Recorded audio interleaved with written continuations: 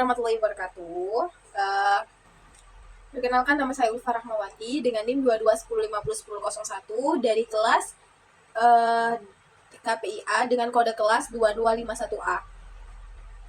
Di sini saya ingin menjelaskan atau menganalisis PPT yang dikirim oleh Ibu Dr. Vivi Asnawati MSI. Saya akan menjelaskan apa itu perencanaan komunikasi. Perencanaan komunikasi itu ialah untuk menggerakkan program komunikasi di lembaga pemerintah swasta atau korporate, organisasi untuk meningkatkan pemasaran sosial, pemasaran komersial, dan pemasaran politik.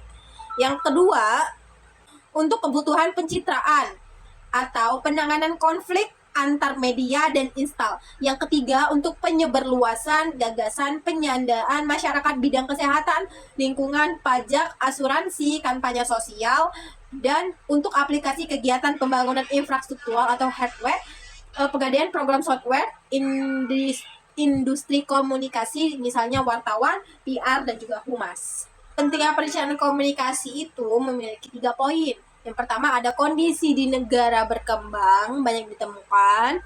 Terus suatu program yang berlangsung saat dinamis ketika ditunjang oleh dana yang kuat.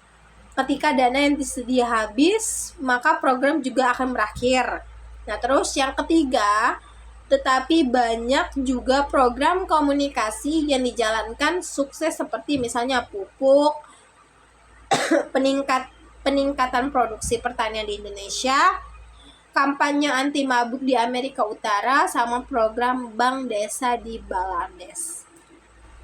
Tetapi pentingnya perencanaan komunikasi ini berhasil, tidaknya suatu program pembangunan memerlukan dukungan komunikasi yang pada dasarnya sangat bergantung dari perencanaannya. Artinya, suatu program yang direncanakan dengan baik akan mengurangi kemungkinan terjadinya kesalahan. Yang ketiga, dia ada sejarah communication atau planning. Menurut ahli John Merrill, dia mengatakan bahwa ketidakseimbangan informasi, katanya itu, menurut Mahaguru Komunikasi John Merrill, adalah suatu istilah yang sangat kontroversial dan selalu diperdebatkan oleh pemimpin negara berkembang, katanya itu. Terus isu yang mendasar dari pertentangan perdebatannya oleh pemimpin negara berkembang. Terus isu yang mendasar dari pertentangan tersebut menurut John Merrill ialah yang pertama, negara sedang berkembang mengeluh dan menantang kebebasan informasi yang masuk ke negara mereka. Yang kedua, kantor-kantor berita barat terlalu mengekspor hal-hal negatif. Negara sedang berkembang dengan destruk bahwa identitas dengan kemiskinan, buta huruf, kriminal, teroris, korupsi, pelanggaran hak asasi manusia, dan para kepala negara banyak berperilaku aneh dan unik dan anti, kata John Merrill. Komunikasi.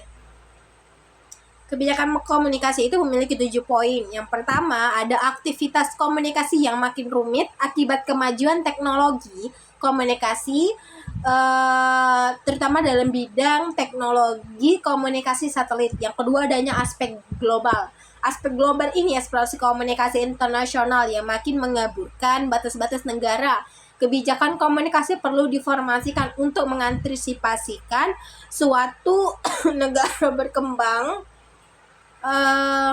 menyesuaikan diri dari perkembangan regulasi internasional. Yang ketiga, makin tajamnya kesenjangan informasi yang dimiliki kalangan elit dan non-elit antara penduduk yang mayoritas dengan minoritas. Yang ketiga, penggunaan sumber daya komunikasi yang tidak efisien. Terus yang keempat, konvergensi teknologi informasi telah menimbulkan arah baru dalam interaksi media yang muncul dari teknologi multimedia. Yang kelima, adanya kegagalan yang terjadi dalam berbagai proyek komunikasi dalam bentuk infraktual dan program piranti lunak maupun proyek menggunakan dukungan komunikasi tidak memenuhi sasaran. Yang keenam, adanya potensi komunikasi yang dapat digunakan untuk memajukan peradaban umat manusia. Dan yang terakhir, kemungkinan adanya penyalahgunaan teknologi dan komunikasi dan informasi untuk hal-hal yang positif. Itu tujuan kebijakan komunikasi. Tujuan kebijakan komunikasi ini memiliki 4 poin penting. Yang pertama, untuk mencapai kesamaan spirit pada usaha dilakukan oleh negara yang berkembang maupun melalui mitra kerja dengan negara maju, katanya. Terus yang kedua, mengoptimalkan penyadagunaan sumber daya SD komunikasi untuk mendorong kesejahteraan bangsa yang terencana dan sistematis. Terus yang ketiga, agar informasi dikemas disebarluaskan relevan dengan pihak-pihak yang memerlukan. Dan yang keempat itu membantu dalam koordinasi kerjasama antar lembaga, koordinasi pemerintah dan swasta dalam processing dan penyebarluasan informasi serta memberikan kemungkinan fasilitas ke arah terciptanya partisipasi masyarakat. Dan yang terakhir itu memformulasikan kebijakan komunikasi dengan mengikutsertakan semua lembaga yang berkepentingan, mempertimbangkan sektor duplikasi kerja yang tidak perlu dengan menghindari terjadinya penggunaan dan penghamburan sumber daya yang terbatas. Ini sektor yang terlibat dalam kebijakan komunikasi itu ada 3. Yang pertama dia ada eksekutif, yang kedua dia ada legislatif, nih yang ini, dan yang terakhir dia ada badan negara dalam perencanaan sosial dan ekonomi, dia ada di bawah. Tipe perencanaan komunikasi yang strategi itu memiliki 4 poin penting.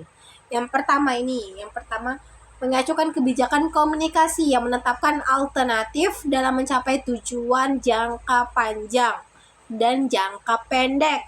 Dan yang kedua, yang ini, terwujudnya dalam target yang dapat dikuantifikasi dengan pendekatan sistematis terhadap tujuan yang ingin dicapai.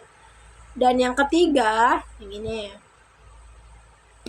sering disebut Reichstag. Dan yang keempat, yang ini, perencanaan strategi atau strategi planning adalah alat manajemen yang digunakan untuk mengelola kondisi saat ini untuk melakukan proyeksi kondisi pada masa depan, sehingga rencana strategi menjadi petunjuk yang dapat digunakan oleh organisasi kondisi yang bekerja menurut B5 sampai 10 tahun.